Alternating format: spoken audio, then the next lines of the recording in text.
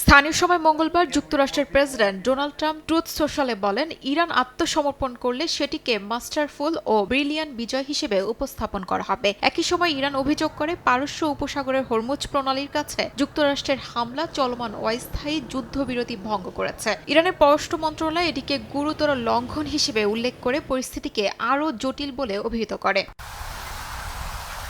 যুক্তরাষ্ট্রের দাবি, এসব হামলা ছিল প্রতিরক্ষামূলক এবং লক্ষ্য ছিল ক্ষেপণাস্ত্র ঘাঁটি ও মাইন বসানোর চেষ্টা করা নৌযানে। মার্কিন পররাষ্ট্রমন্ত্রী মার্কো রুবিও জানান, কয়েকদিনের মধ্যে একটি সমঝোতায় পৌঁছানোর সম্ভাবনা রয়েছে, যা হরমুজ প্রণালী জাহাজ চলাচল স্বাভাবিক করতে পারে। তবে পারমাণবিক কর্মসূচি ও আটকে থাকা সম্পদ ইস্যু নিয়ে দীর্ঘ আলোচনা প্রয়োজন বলে ইঙ্গিত দেওয়া হয়েছে।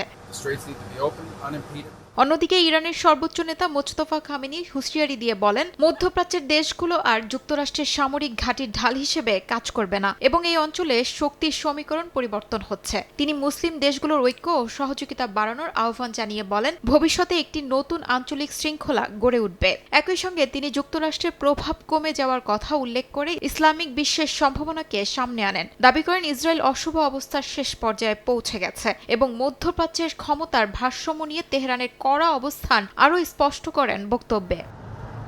একই সময় লেবাননে উত্তেজনা আরও বেড়েছে, যেখানে ইসরায়েলি সেনাবাহিনী হিজবুল্লাহ লক্ষ্য করে ১২০টিরও বেশি বিমান হামলা চালিয়েছে। প্রধানমন্ত্রী বেনিয়ামিন নেতানিয়াহু জানিয়েছেন, সামরিক অভিযান আরও বিস্তৃত হবে। সব মিলিয়ে ইরান যুক্তরাষ্ট্র সংঘাত, হরমুজ প্রণালী সংকট এবং ইসরায়েল হিজবুল্লাহ যুদ্ধ পরিস্থিতি মধ্যপ্রাচ্যকে আরও অস্থিতিশীল করে তুলছে।